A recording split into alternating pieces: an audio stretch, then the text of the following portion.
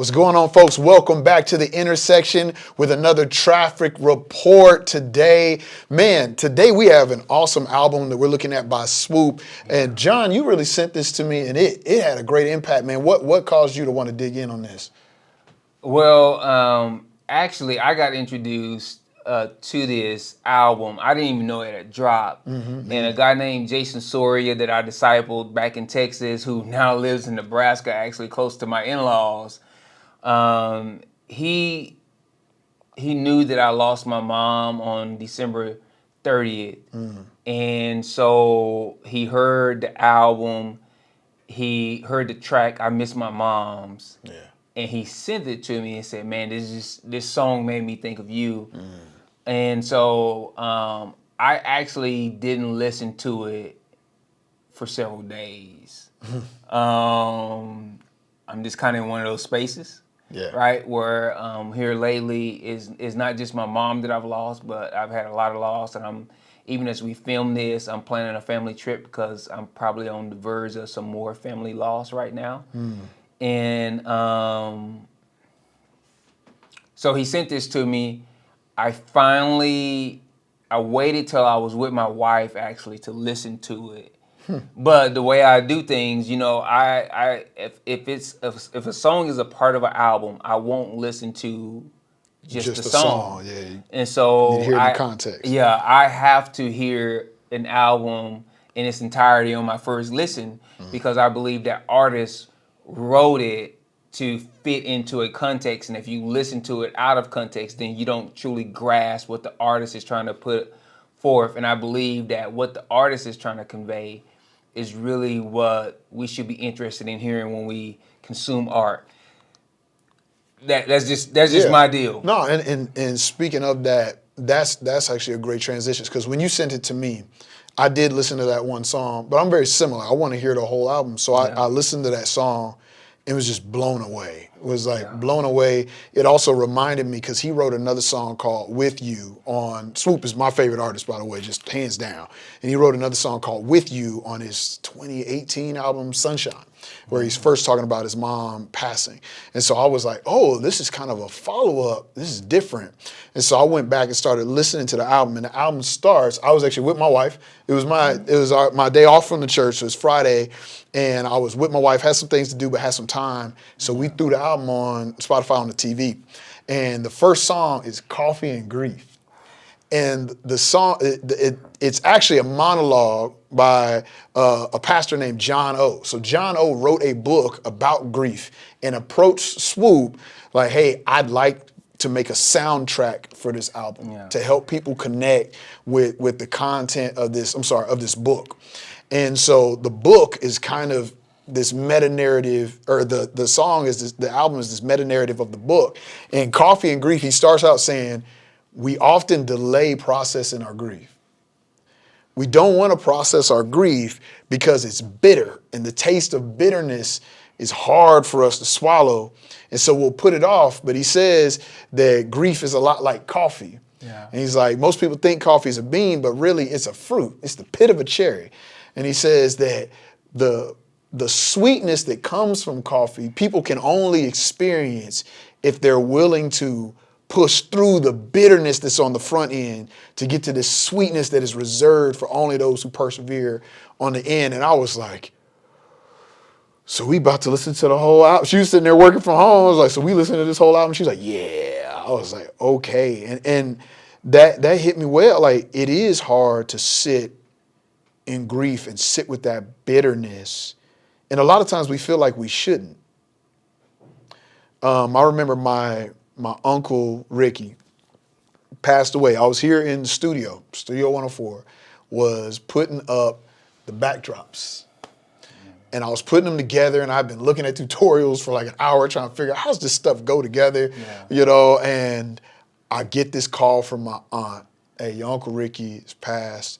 We hadn't been able to find him for a couple of days. We hadn't been able to hear from him. And they're like, so we went to his house, we knocked on the door.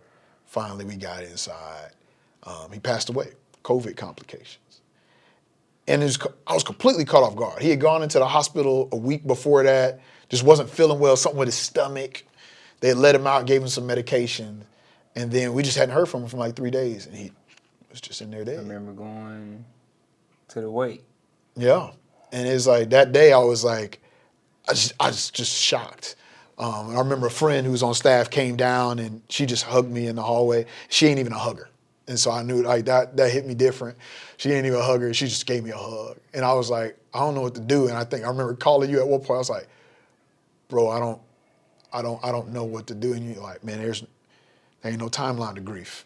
You just grieve, bro. And I was like, but we got stuff to do. He's like, yep. And you just grieve.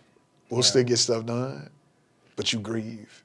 And it's like that bitterness. Sometimes it feels like this isn't what this should taste like. Yeah. There's a couple things about this album, man. And I've been wrestling. One, that coffee and grief, man, it just, when he opens up with that part, man, it just, I was like instantly, it was like one of those connections where you're like, yeah. I didn't want to hear this. I don't want to deal with this. But then right on the next track, on Everybody's Going Through, one of the early lines, he says, I feel like some of these weapons that are forming seem to be prospering. And man, like,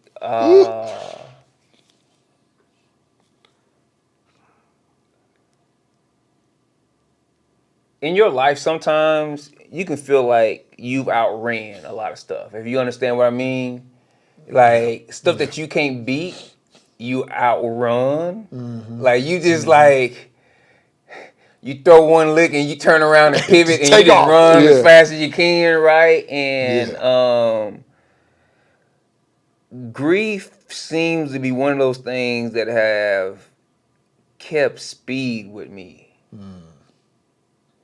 2023 was hard, but I looked at it and I'm like, man, my life has been like, it's just this continual grieving. And I looked at it, it's not just my mom, man, it's just the year was hard in so many ways. I feel like I had so many relationships lost. It was hard. I lost family on so many levels in 2023. I lost peace. I lost rest. Even like, man, just coming to the grips. Like I think it was late 2023, early this year where I realized that, man, probably at least one of my kids is probably gonna have to live with me for the rest of my life. Just and I remember while I was listening to this album, like I was processing some of that and kind of some of my anger, and then I remembered hearing Tadashi talk about Tadashi and Shobaraka talk about their kids with autism, and just like that grieving that comes when you know you have a kid with special needs, you know you have these things going on, and you're like, it ain't supposed to be like this. And if you were done, so this album, my wife is on Instagram. I'm not on Instagram, but Swoope he was actually on talking about this album, and he said one of the things he loves the most about this album is the transitions, which they're done masterfully. Like it feels like one long song.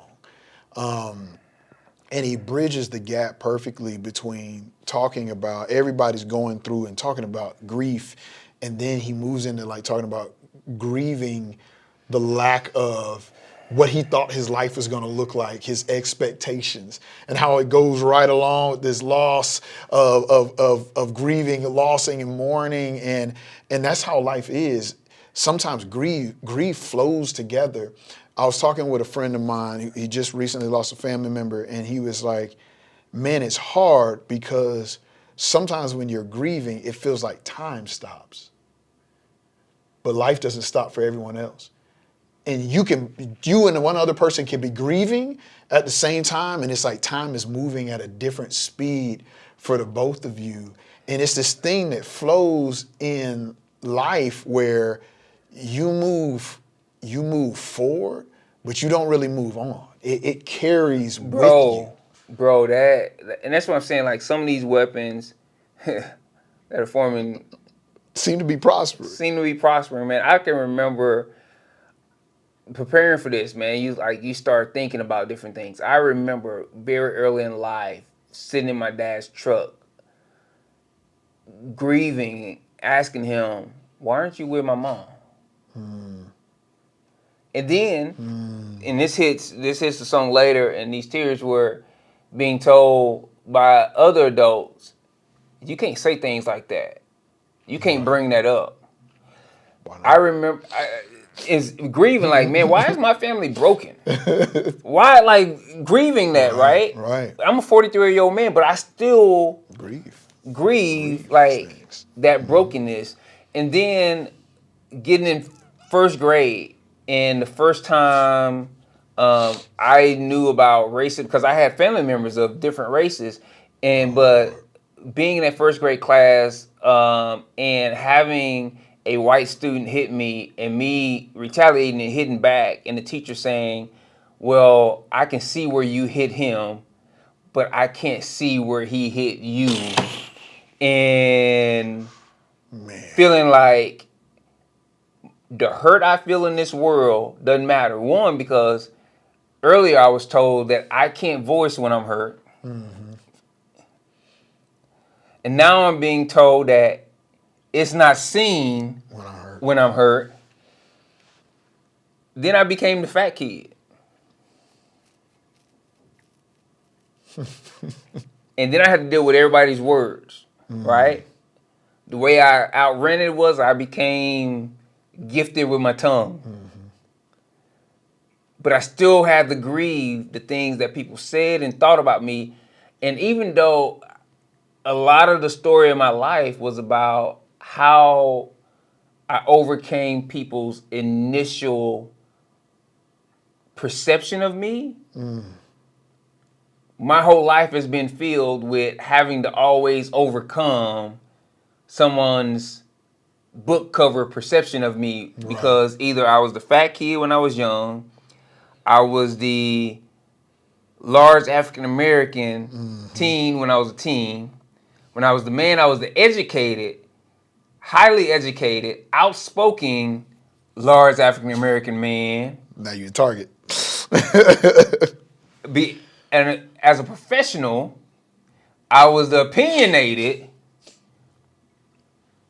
intellectually smart, kind of out there, visionary, which also scared people, intimidated people. And so constantly grieving what feels like this extra step on top of it.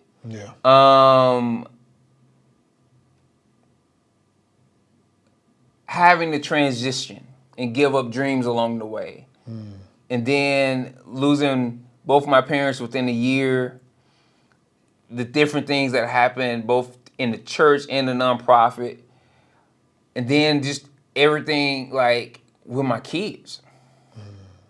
And so it's just been like this. I kind of got to the point yesterday when I was thinking about this episode saying,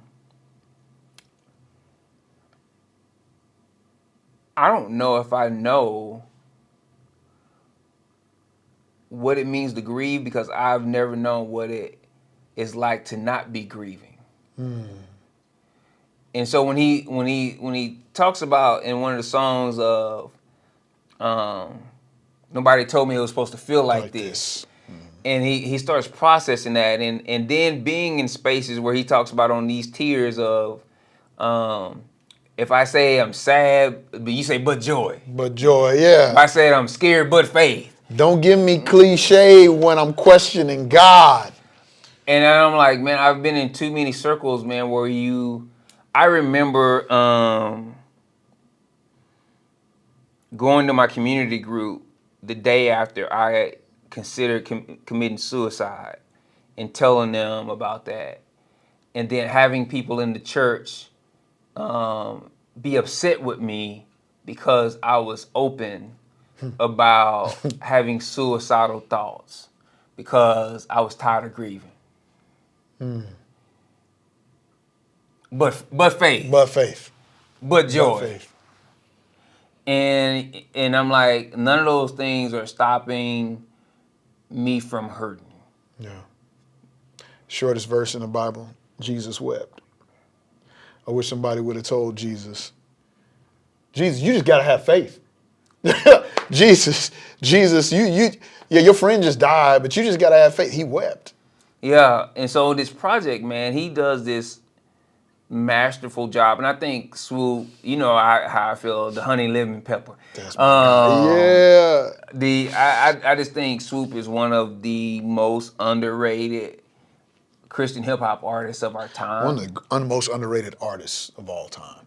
Yeah, and that he does this masterful job of explaining a topic where in ministry you become proficient in walking other people through theirs, but often you lack in the knowledge and resources of how to deal with your own. Yeah. And what I've been kind of dealing with is like, does grieving ever stop? And I think there are portions of the pain that do go away for a time, but I don't know that it stops. I wrote this song. My grandmother passed on April 1st, April Fool's Day, Remember that? 2019. Yeah. And I was running service that day. I got the call. She passed. Came in the office. How am I gonna do this? Like, how am I gonna do? I gotta go. I remember you coming in the office, bro. I remember you coming in the office. How do I do this? Right? There's only been a few times in my life, in my adult life, where I've said that. One with my uncle, one with my grandma. And I wrote this song called Psalm 151. And it was kind of my way of processing. It took me a couple years to be able to write it. And it was kind of my way of processing. And on that song, on the end of the song, I left this beat drop that sounds like an old school, almost Kanye vibe, because my Uncle Ricky was a DJ in the 80s. And I was like, man, I want my Uncle Ricky to spin on it. But I didn't have time to release the song. Yeah. The other day I came back to the song, and I came into the office and I was about to work, and I was like, I just want to read that one time because I never recorded it. And so I played the beat and I rapped the lyrics, and I realized that the person I was going to have featured on the album is now also gone. And now this song is a memorial to him. And that grief came back, but it came back in a different way. Yeah. It came back as, this year this song's coming out. Even if it has to come out imperfect, even if it has to come out not the way I want to with the best campaign, like, it needs to come out because I need to move forward. And there are people who may need to hear this so that they can move forward.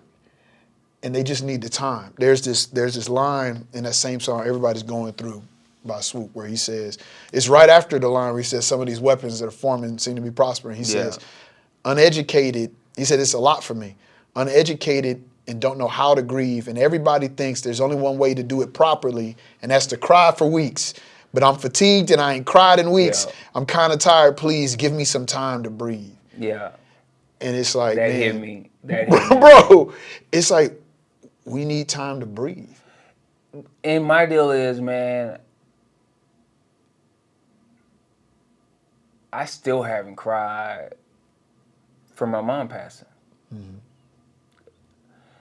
And when I say that to some people, man, it makes me feel like an alien because they don't understand. Like, it's not just one way to grieve. Yeah, there's not. No, man.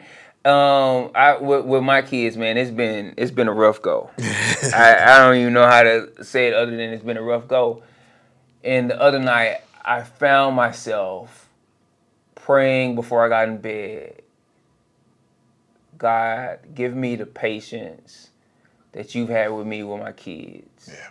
Give me the patience that my mom had with me with my kids. And if I can be as patient with my kids as my mom has been with me, then we'll be all right. Yeah. And I was like, man, I just lose my patience, and I don't know if it's a part of the grieving process of just like grieving what's not there, what I don't have, what I feel like I can't access. Yeah.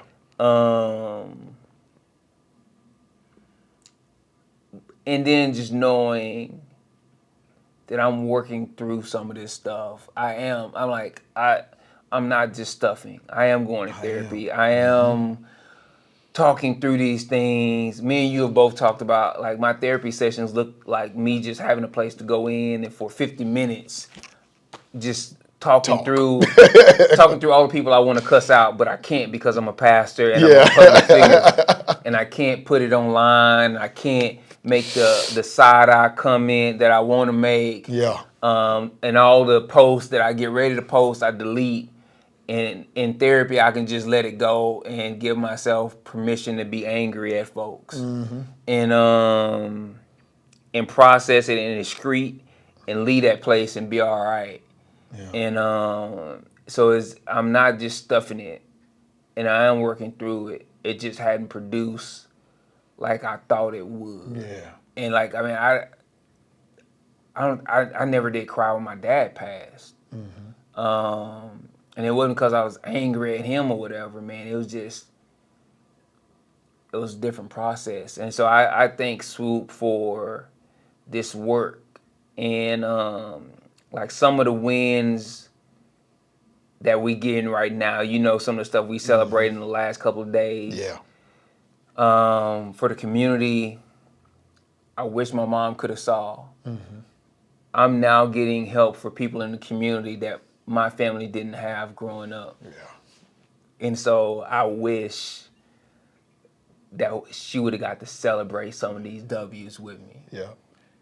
And that's something to grieve too, right? Yeah. And it's grieving and celebrating, just like there's this sweetness on the other side of grief, they're not always separate. I wrote a song, and we should put that in the outro or something here, called Reflections. And in that song, I say, sometimes I don't write because what I write, I rehearse. And it's because all the things I process on that song, I'm just dealing with the murders. And when people were getting murdered, they asked me to come in at the parent church that planted our church to come speak about Ahmaud Arbery and different deals. And I was trying to process, like, where am I? And it was like, it's years later that I finally start writing about some of that stuff. And I'm like, somebody told me, like, you never have writer's block. You just have stuff that your heart wants to write about that your head's not ready. Man. And it was like I'm not ready to write, but that doesn't mean I'm not processing. And part of that is trusting the process. That, like, there are times that we can run from processing. Yes. But there are also times that just processing doesn't look like tears. Yeah. Processing doesn't look like yelling. It may not look like writing. Sometimes processing is just flowing through life and seeing how this grief now sits with the rest of my life. Like, what things look different. As we get ready to come to a close, there's a quote from the album that I wanted to read. As a rapper, I appreciate this because this is one of the best rhyme schemes of the whole album. But it also, the message is profound. He says, knock, knock, heaven been at the door. This is on the song, Hold On. It says, knock, knock, heaven been at the door. Sent about 4,000 prayers. You getting them, Lord? I'm mentioning your name when I'm hitting the floor, but I'm feeling ignored. Man, how I'm listening for you to speak, but you're missing your voice. Or your diction is hoarse. Don't want to jump to conclusions, but you're skipping your boy. Silence so loud that I'm super sick of the noise. Trying to tone down thoughts that you get sick and annoyed of my 4,001st petitions, imploring you to come down on a mission, filling the void in your own child with provision or a big old reward. Lord, intervene. And his message in that song is that there's a process, and Christ is walking with us in that process. Yeah. And I don't know where you're at, if you're grieving or have things that you've had a hard time grieving or haven't been able to grieve. I would definitely recommend listening to this album. It is not magic. It won't do all the processing and grieving for you. You may not feel 100% better after it's over, but it is some space to breathe. Yeah. I know that it gives some space to breathe and to realize we're not alone and to maybe understand some of what you're feeling and some of what you're going through.